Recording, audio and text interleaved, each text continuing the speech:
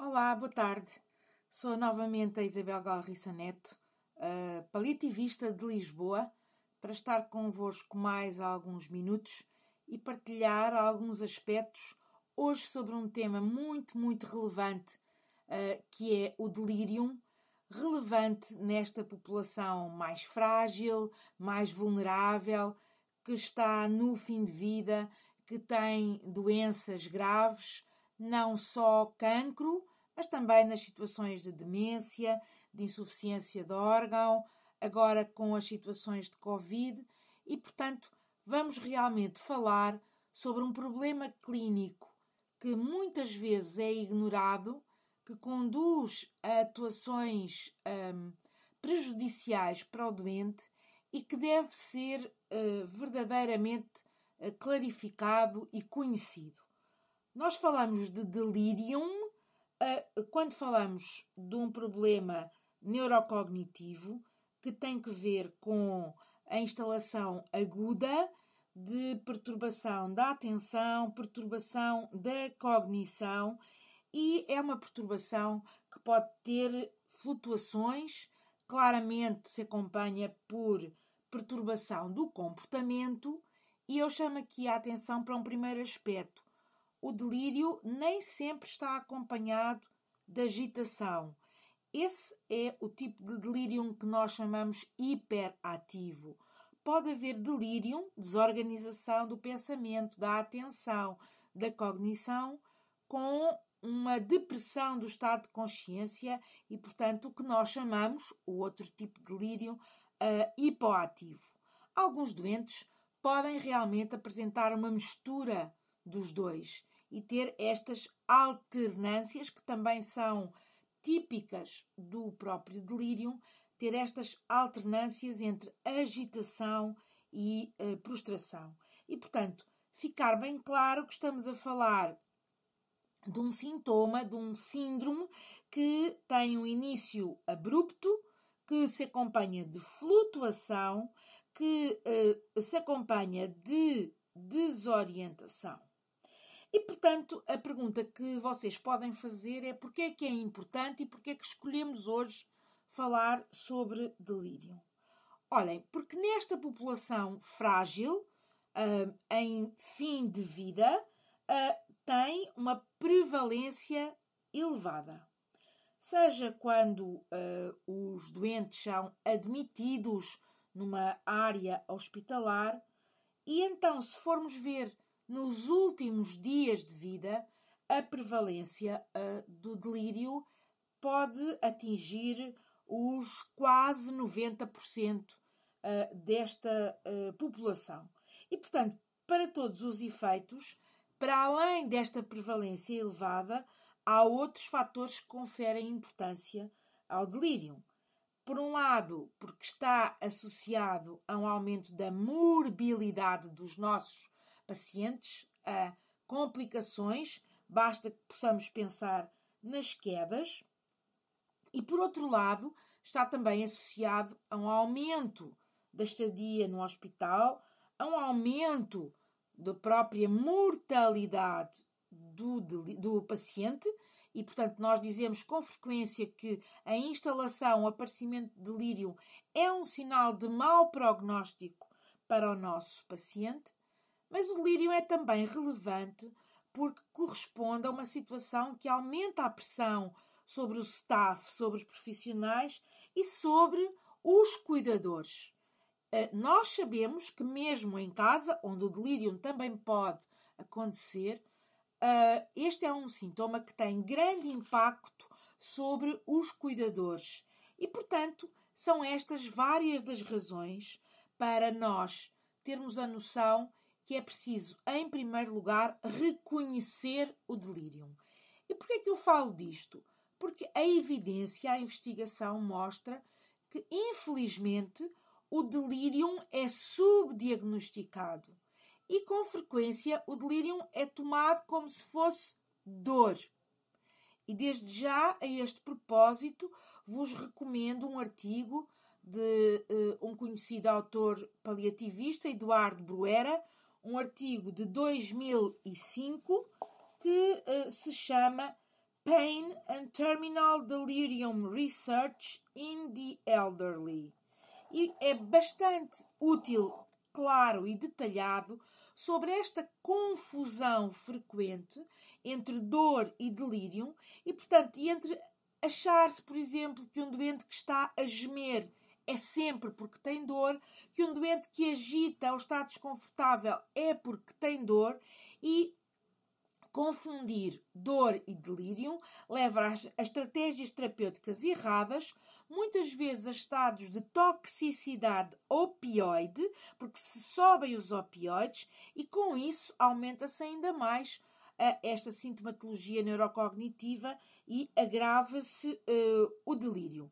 Portanto, é preciso, em primeiro lugar, saber diagnosticar, porque se não se souber diagnosticar, e há várias escalas que podem ser aplicadas, de facto, nós não conseguiremos gerir, manejar, tratar o próprio delírio. As causas são várias e, portanto, desde a própria doença, no caso da doença oncológica ou dos AVCs ou da própria demência, a outras situações não estruturais, como alguma toxicidade por fármacos, como alguns estados metabólicos ou os estados infecciosos ou de alterações hidroeletrolíticas. E, portanto, a própria privação de álcool, alguns síndromes paraneoplásicos podem contribuir para que este síndrome do delírio se instale. E lembrar também que ele é muitas vezes, a maior parte das vezes, é plurifatorial. Ora bem, o que é importante ainda retermos sobre o delírio? Eu costumo dizer que o delírio é como se fosse uma lente distorcida que desfoca a realidade. O paciente com delírio não sabe precisar as suas queixas. Não é preciso, distorce as suas queixas. E, ao mesmo tempo, obriga a que o médico, o enfermeiro, o auxiliar tenha mais cuidado na valorização dos sintomas. Nestes últimos minutos, vamos pensar então como gerimos, como devemos tratar o delírio. Como eu já disse, ele é multifatorial, ele é muito frequente, ele está associado a pior prognóstico e tem grande impacto nos cuidadores e nos profissionais de saúde. Ora bem, primeira coisa é pensar que temos que reverter aquilo que possa ser reversível.